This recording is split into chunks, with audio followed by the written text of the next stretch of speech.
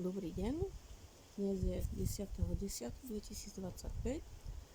Vítame vás na našej testovacej parcele ovocného sadu číslo 2, kde sme vám chceli dneska priblížiť Cydonia oblonga 2, vysadená v roku 2024.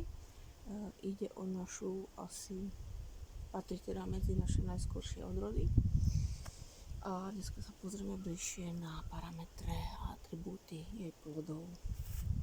Je to jedna z najrezistentnejších odrôd, aké vôbec existujú.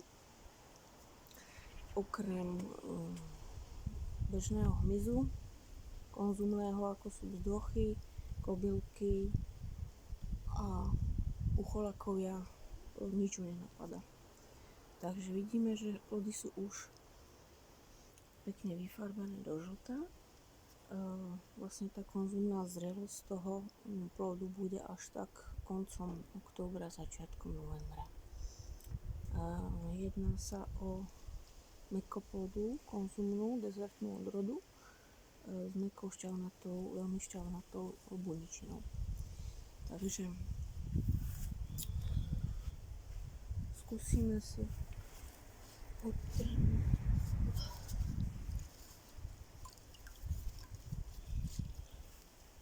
napríklad ktorý plod. Tento. No, veľmi mala 30 plodov a oni už postupne bolo krupobite opadali. Ostali tu 1, 2, 3, 5 plodov tu ostalo. Takže skúsime túto.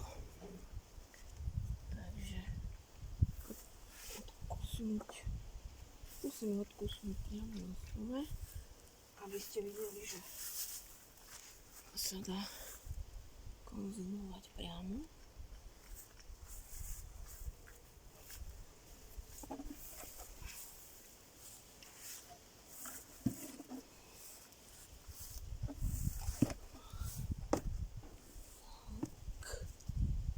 Pozrieme sa na to. Testujeme úplne 100% bioekologicky, ale tu je nejaká nadzobrnutá od kobylky. Dáme preč. Tak. Toto. A môžeme konzumovať. Ešte je oplstená, to znamená, že nie je ešte zrelá úplne. Ona dozrieva napríklad na parapete okna alebo v prístrežkoch. Takže skúsime. Ja. Tak. A skúsime sa primrieť takto. My sme to videli. Je to vidieť. Tak.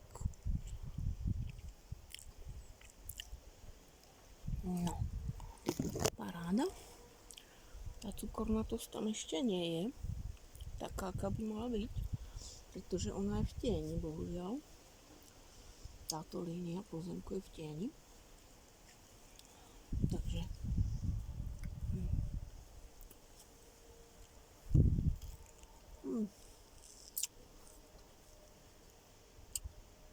bomba.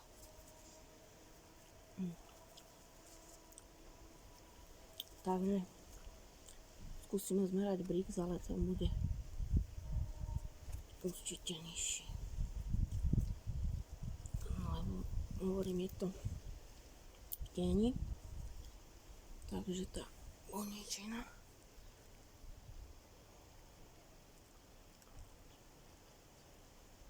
je to bohužiaľ v tieni. To nám bolo slnko ráno. No. Šupa je veľmi tenká. Tak, skúsime odtrhnúť. Tak. To je ona. Hej. Vidíte, že je úplne nepoškodená.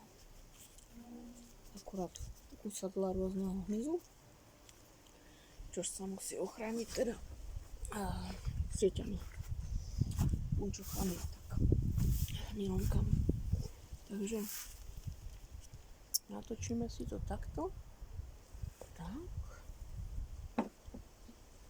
Skúsime pobaviť. A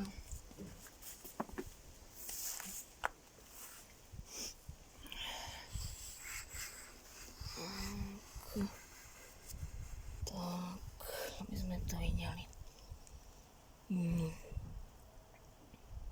Dobre. Zapoďme na to. Toto je také pracovné video. Nie je tu žiaden marketingový štýl videa, pretože máme poľné terénne podmienky. Takže takto sme si umýli v čistej vode. Máme Brixmeter digitálny, ktorý teda potrebuje baterky na rozdiel od analogového. Tak. Takže takto to vypadá ten plot. Všetky sú takéto nepoškodené. Rezistentná odroda, moderná. Takže skúsime takto. Ja, voda. Tak. No.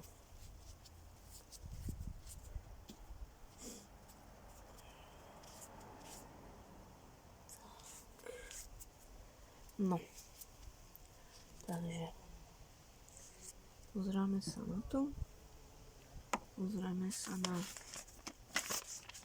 šťavnatosť, pozrieme sa na šťavnatosť.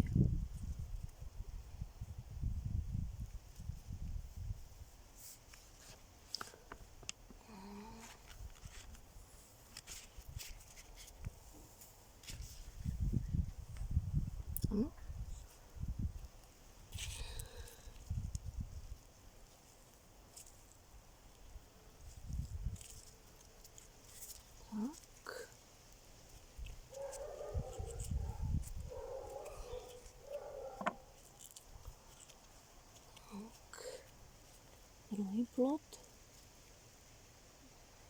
Dáme to takto. Vidíte tu šťavnatosť? Tak. Šťavnaté ako hrušky.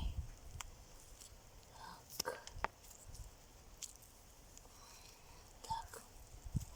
Šťavnaté je to ako naše hrušky azijské. No. Cukornatosť sa zvýši v zime, na jeseň. Môže to prejsť, toto je všetko šťava, môže to prejsť aj mrazom, tak ako myšpule. Skúsime si zmerať ten Brix.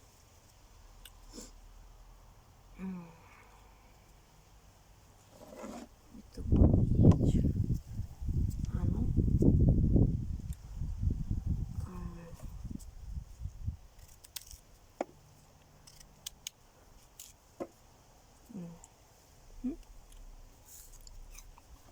Tak.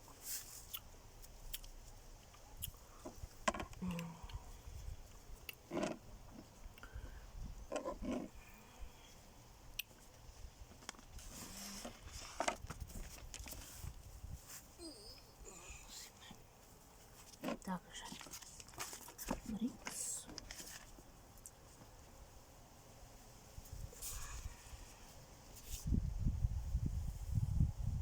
Takto.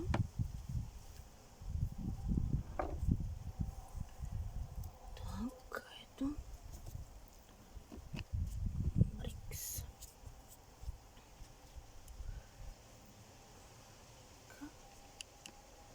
No.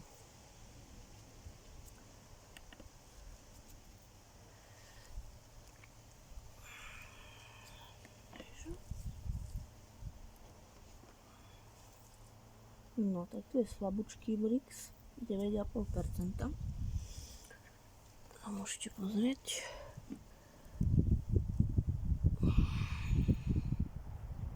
No, čo je to hneď.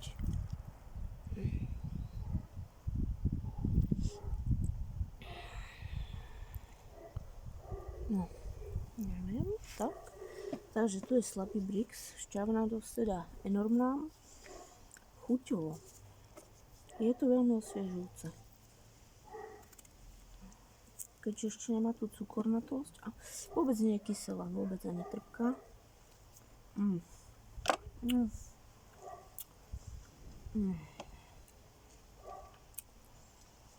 Ale nosová chuť. Takže ten cukor to určite vylepší na maximum. Takže toto asi tak všetko pre dnešok. Ešte to ukážeme takto. A má takú do ananasová farbu. Takže majte sa pekne, nech sa vám darí a pestujte.